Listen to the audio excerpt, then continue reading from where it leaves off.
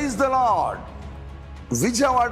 విజయవాడ పట్టణ పరిసర ప్రాంతాల్లో ఉన్న దేవుని పిల్లలైన మీ అందరికీ నా ప్రత్యేకమైన శుభములు, ప్రత్యేకమైన ఆహ్వానం తెలియజేస్తున్నాను.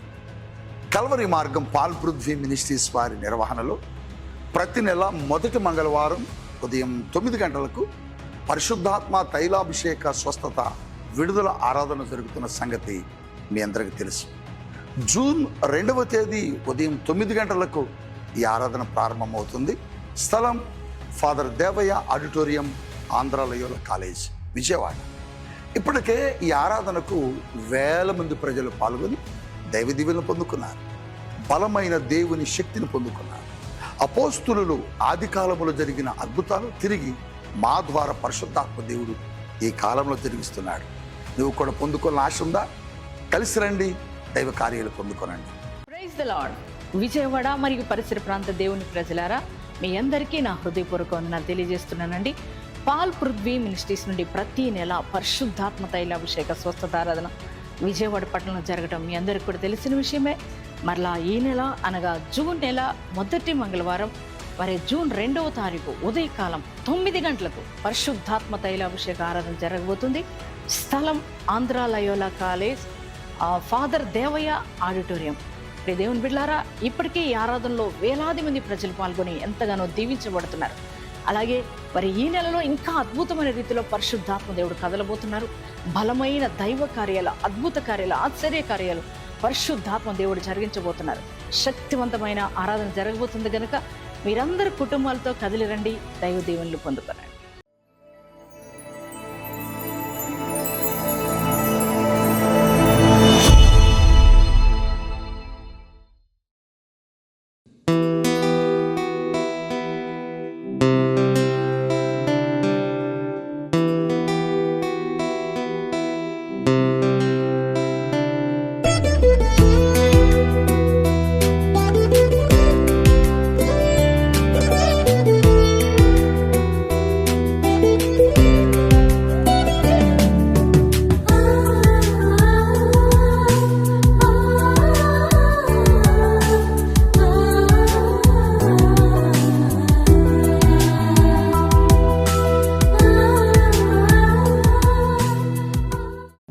Praise the lord.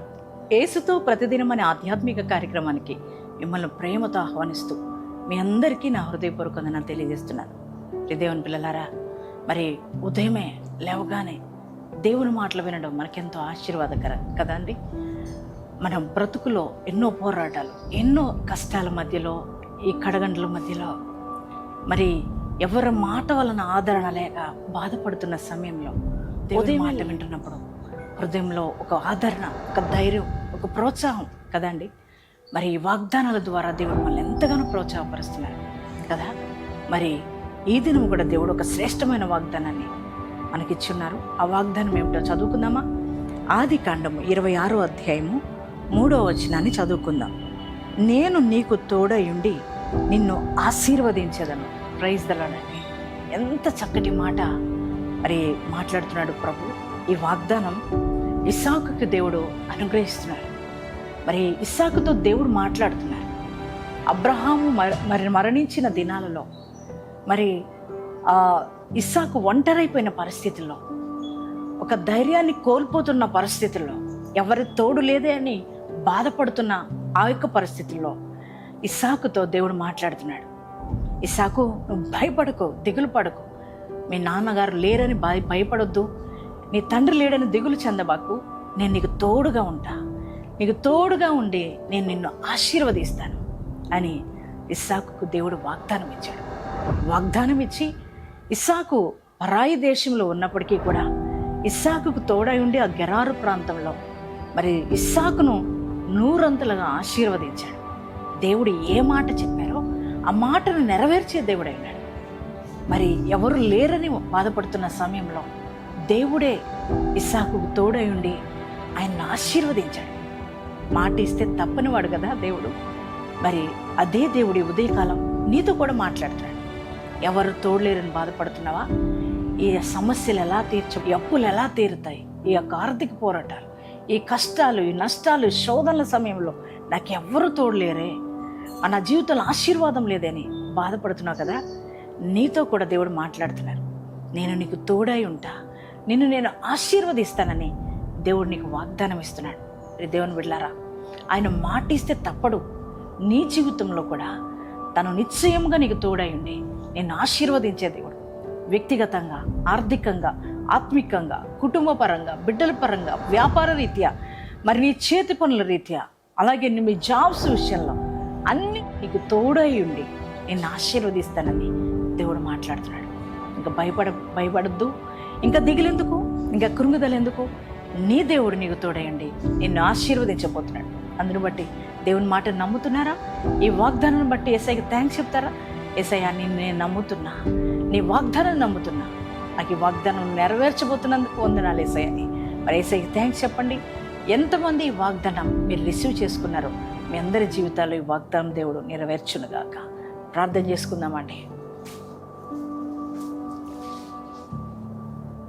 Thank you father. పరిశుద్ధ మహోన్నతుడానికి వందనాలు, స్తోత్రాలయ. శ్రేష్టమైన వాగ్దానం చేత మమ్మల్ని బలపరిచినందుకు వందనాలు. నేను నీకు తోడై ఉండి నేను నిన్ను ఆశీర్వదించుదురని వాగ్దానం ఇచ్చావు నాయనా. అవునయ్యా, ఈరోజు ఎంతమంది బిడ్డలు ఈ వాగ్దానం రిసీవ్ చేసుకున్నారో వారందరి జీవితాల్లో ఈ వాగ్దానం నెరవేర్చబడును గాక. నిండైన బ్లెస్సింగ్స్ వారికి వచ్చును గాక. అయ్యా, ఎదుగో తండ్రి, వారి వ్యాపారాలు, వారి చేతి పనులు, వారి ఉద్యోగాల్లో, అయ్యా, వారి కుటుంబ రీతి, వ్యక్తిగతంగా, ఆత్మికంగా, అన్ని విషయాల్లో, సామాజికంగా, సేవాపరంగా, అయ్యా, వారికి మీరు తోడై ఉండి నీ నిండైన ఆశీర్వాదాలతో వారిని నింపండి. అయ్యా, బలహీనులుగా, రోగగ్రస్తులుగా ఉన్న ప్రతి ఒక్కరిని ముట్టండి, తాకండి, స్వస్థత దయచేయండి ప్రభా నాయనా. అలాగే వివాహం కాని పిల్లలకు వివాహాలు జరిగించండి తండ్రి. నీకే స్తోత్రాలు నాయన. ఈరోజు ఎంతమంది బిడ్డలు మ్యారేజ్ డేస్, బర్త్డేస్ చేసుకున్నారో వారి జీవితంలో నూతన కార్యాలు జరుగునుగాక. నిండైన ఆశీర్వాదాలతో నింపమని యేసు నామములో ప్రార్థిస్తున్నాం తండ్రి. ఆమేన్.